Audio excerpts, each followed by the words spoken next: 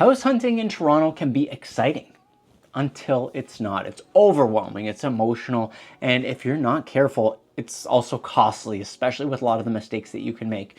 Me personally, I've made a lot of these mistakes and I've learned from them. And in this video today, I'm going to break down the 8 biggest mistakes that I stopped making when searching for a home in the GTA. So that way, you guys don't have to learn the hard way like I did. Today's video, what we're going to be covering is the habits, of course, that held me back and caused me to make some of these mistakes, the mindset trap that cost me time and my energy, and finally, what actually helped me to move forward and buy smarter without thinking about things on the surface level. So if you've already been out there searching for homes and you've missed out on a couple, this video hopefully will help avoid some of the pitfalls that you might come across in the future. And of course, if you haven't actually started your home process, this is going to hopefully prepare you for what you're going to come across during your home searches and what's truly important and what is not. If you're looking for somebody to help you on your home search journey, you can always text me at the number here on screen or just book a call in the first link in the description and we can chat about what your needs are in the greater Toronto area.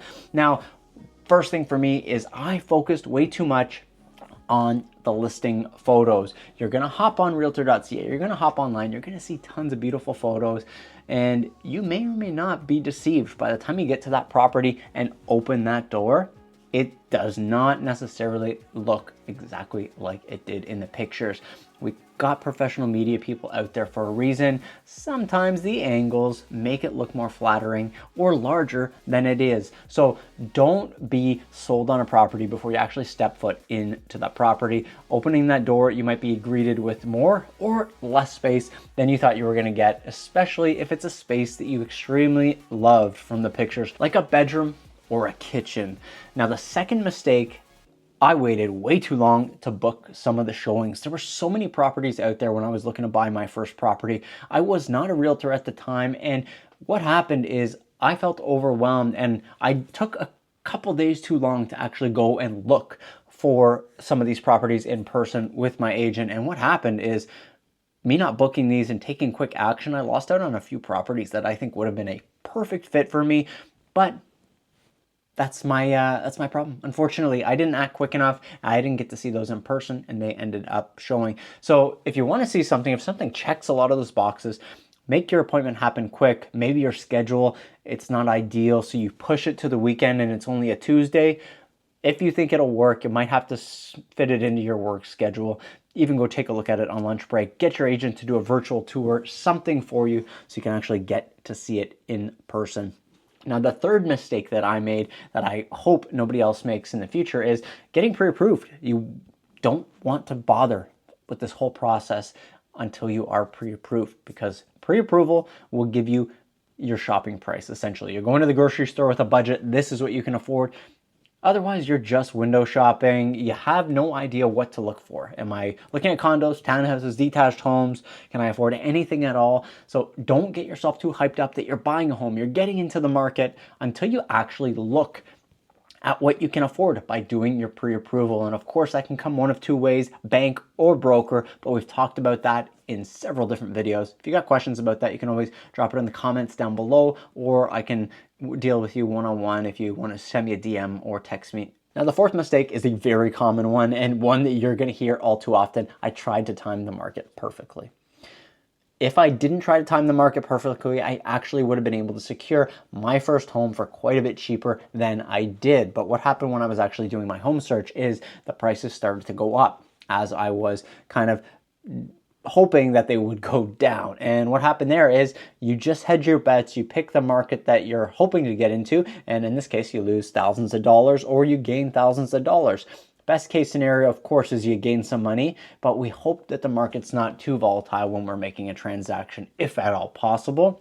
So just make sure buying real estate, it's a long-term play. It's not a short-term game.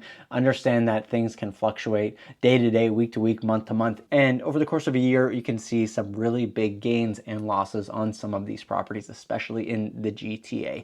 Now, the fifth mistake that I made is I didn't understand the different neighborhood trade-offs. I would look at all the homes that fit my budget that fit my needs, but I wasn't actually taking into account the neighborhoods that they were in. What was actually in those neighborhoods? Was there grocery stores, shopping? Was there childcare? Was there certain things that made that neighborhood have a higher value, even if it was two of the same house, a townhouse here and a townhouse here? What actually was the driving factor in that price being 30 grand higher, 40 grand higher, 20 grand less?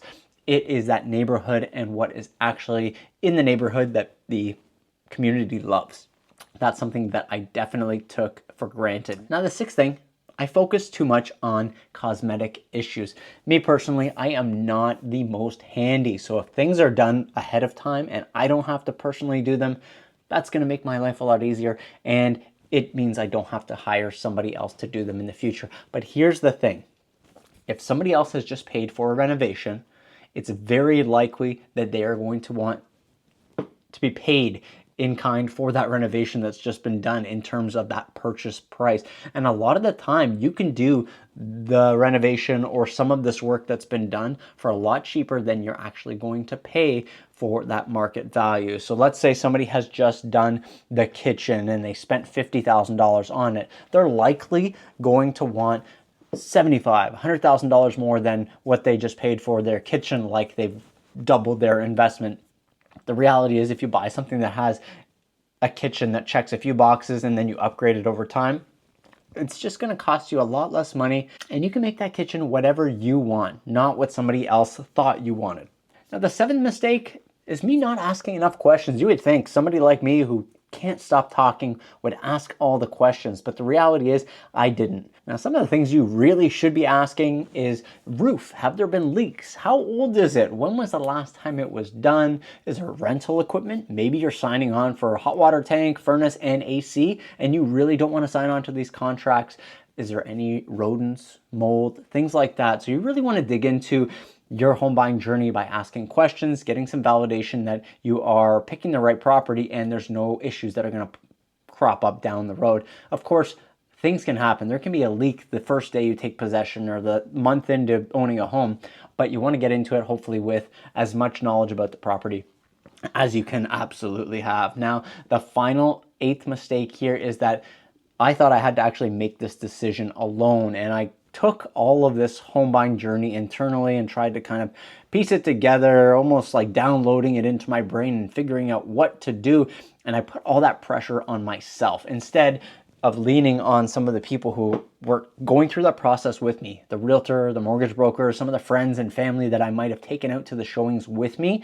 And that is actually something that could alleviate a lot of that stress.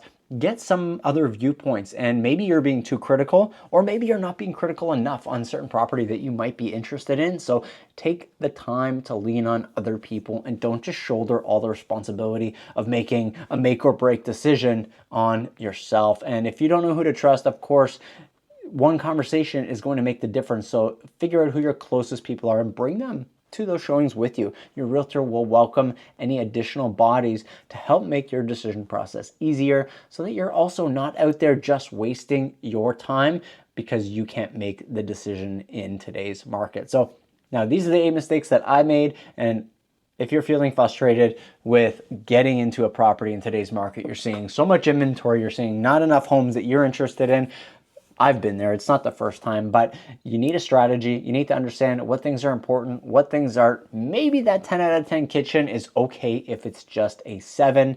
And if you want somebody to walk through that process with you, let me know. I'm happy to guide you through it and help you avoid these mistakes in today's market.